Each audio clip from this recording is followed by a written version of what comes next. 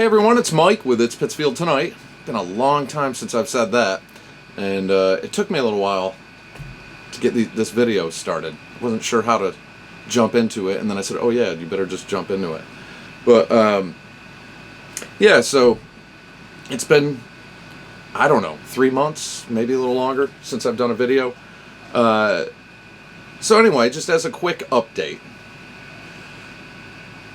when I closed the page down and I closed everything down, I closed the studio down, I did receive a ton of messages from followers and supporters of the page, which, you know, I was incredibly grateful for, and a lot of business owners.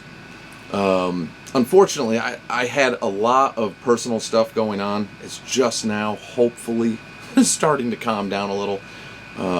Some of you know, just a lot of family tragedy stuff, all sorts of stuff happening. Yeah, so it took me a little bit before I started actually going through some of the messages.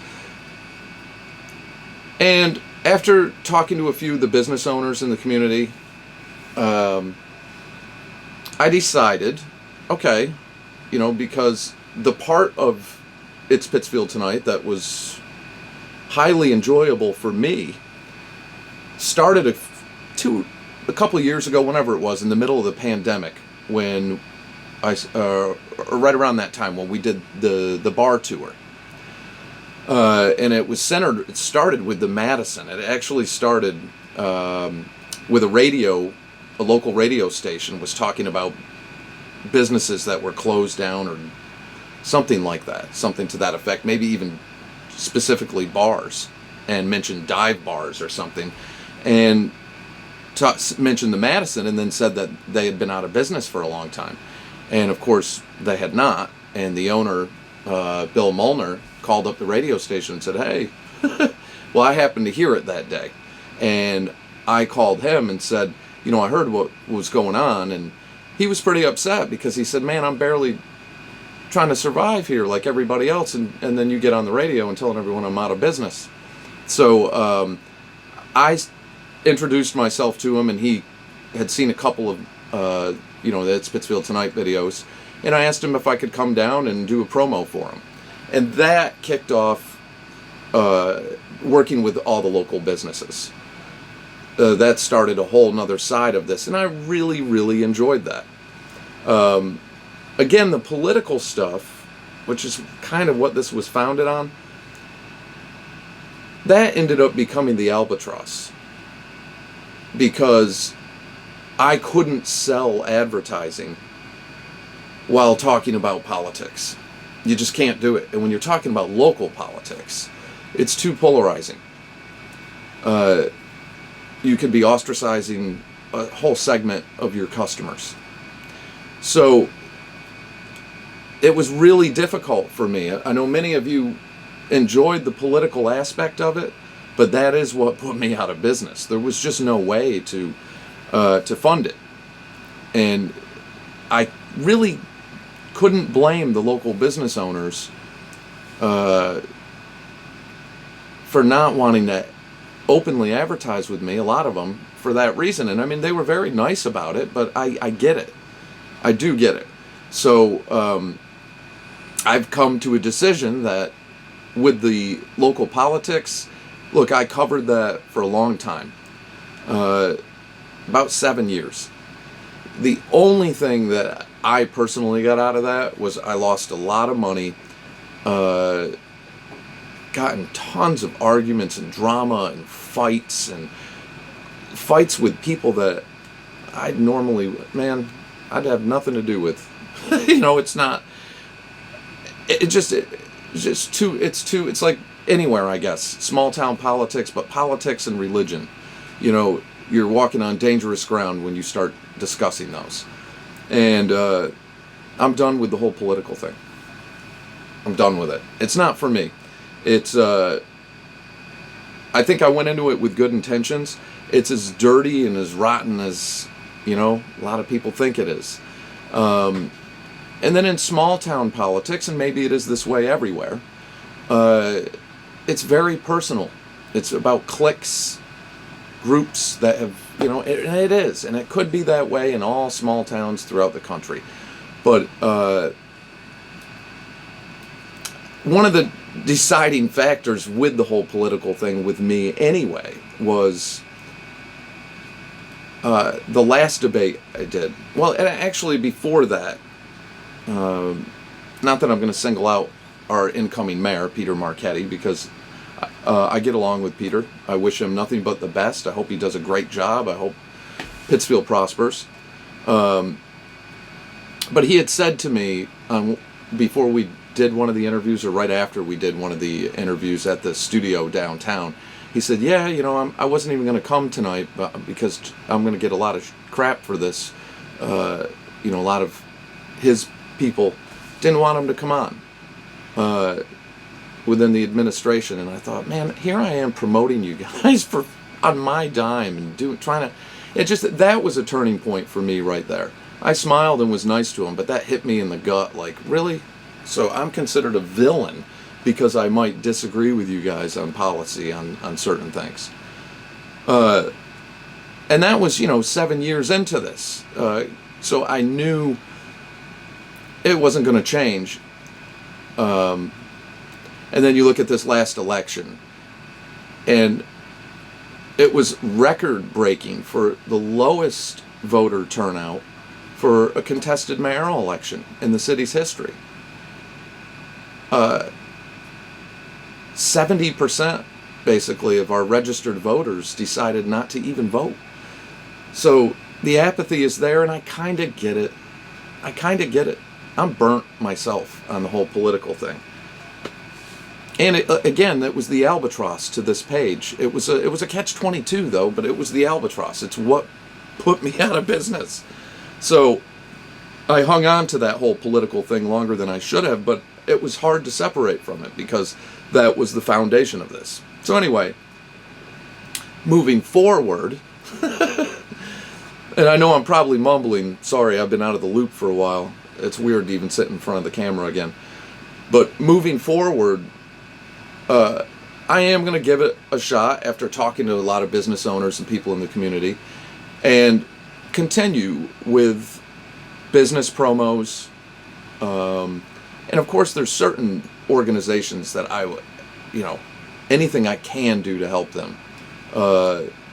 Like the Harry Bateman Memorial Jimmy Fund Fishing Derby. I highly enjoy doing those. It's those type of things I want to continue. The Christian Center in Pittsfield, I had them on the show. They're such an important organization. All those things I will try to continue as much as I can. One of the projects I'm the most proud of was the mural project at the Madison. That was something that it took a couple of years to kick that off and get it going. And that initial talks with that started when I did that first bar tour, talking to the owner, Bill, about possibilities of things. Steph Quetty, the artist, who that was mainly her project. There were other artists that did come in and help her. I think Mike Carty, there was a few. But Steph Quetty was the main artist on that.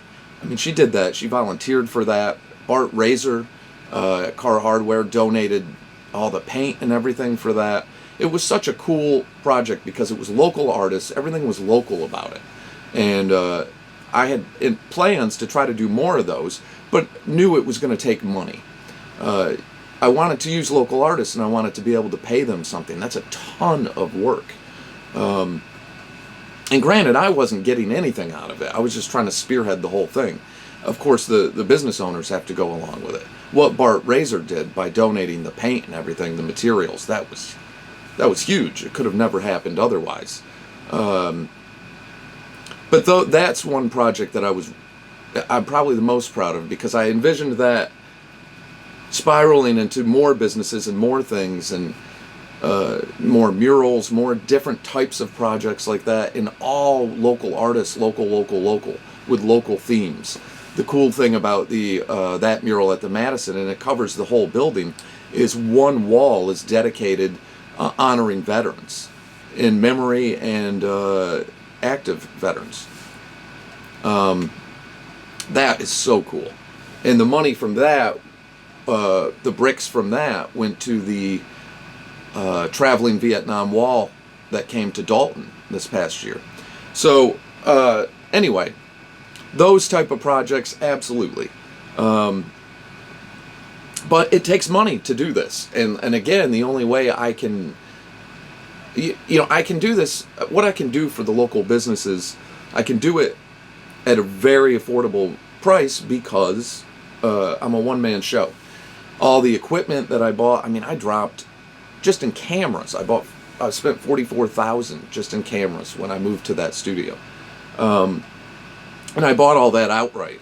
So I might be broke, from doing all that, but I own all that gear, so I don't have to worry about that. And it is a shame the past few months that it's just sat in storage. But I've also had a lot going on, including getting COVID in the middle of it. But so that's that. So I started a project with Pittsfield Rye Bakery. I've done a couple videos with them in the past. They were hugely successful. This one's going to be different, a little bit different than the other ones that I've already done with them. I think in a better way. Not that the other ones weren't good, but again, this one, I'm really excited. This is a lot of fun, and to a lot of the business owners that messaged me that were interested in doing promos or doing something for their business, yeah, get in touch with me.